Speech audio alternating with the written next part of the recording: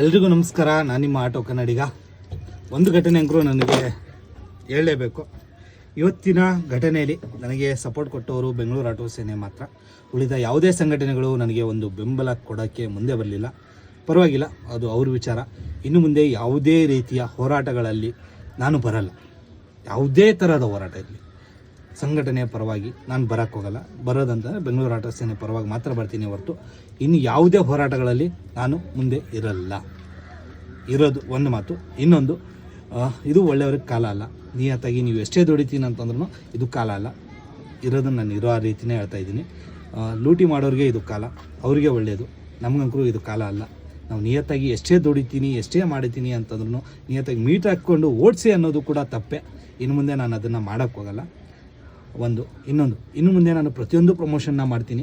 ಇದನ್ನು ಕೇಳೋ ಹಕ್ಕು ಯಾರಿಗೂ ಇಲ್ಲ. ನಾನು ಕ್ಲಿಯರ್ ಕಟ್ಟಾಗಿ ಹೇಳ್ತಾ ಇದ್ದೀನಿ. ಯಾವುದೇ ಸಂಘಟನೆಯವರು ಮುಂದೆ ಬಂದುಬಿಟ್ಟು ನನಗೆ ಕೇಳೋಕ್ಕೆ ಬಂದರೆ ನಾನು ಇದಕ್ಕೆ ಉತ್ತರ ಕೊಟ್ಟೇ ಕೊಡ್ತೀನಿ. ನನಗೆ ಕೇಳೋ ಹಕ್ಕಿರೋದು ಬಂದುಬಿಟ್ಟು ಬೆಂಗಳೂರು ಆಟೋ ಸೇನೆಯವರು. ಇವತ್ತಾದ ನನಗೆ ಅನುಭವದಿಂದ ನಾನು ಹೇಳ್ತಾ ಇದ್ದೀನಿ. ಇನ್ನು ಮುಂದೆ ಚಾಲಕರಿಗೆ ಒಳ್ಳೆಯದಾಗಲಿ, ಚಾಲಕರು ಉದ್ಧಾರ ಆಗಲಿ ಅನ್ನೋ ಕಾನ್ಸೆಪ್ಟು ಪ್ರಾಜೆಕ್ಟ್ಗಳನ್ನು ನಾನು ಮಾಡಲ್ಲ. ಇರೋ ರೀತಿಯೇ ಹೇಳ್ತೀನಿ. 300-400 ಕೇಳ್ತಾರೆ, ಈಸ್ಕೊಳ್ಳಿ, ಕೊಡಿ, ಅಷ್ಟೇ. ಇನ್ನು ಮುಂದೆ ನಾನು ಯಾರಿಗೆ ಏನೇ ಒಳ್ಳೆಯದು ಕೆಟ್ಟದ್ದು ನಾನು ಮಾಡೋಕ್ಕೋಗಲ್ಲ ಸರ್. ನಾನಾಯಿತು, ನನ್ನ ಕೆಲಸ ಆಯಿತು, ತಿರ್ಗಾ ಮುಚ್ಕೊಂಡು ನನ್ನ ಕೆಲಸ ನಾನು ಮಾಡ್ತೀನಿ. ಓಕೆನಾ? ಧನ್ಯವಾದ.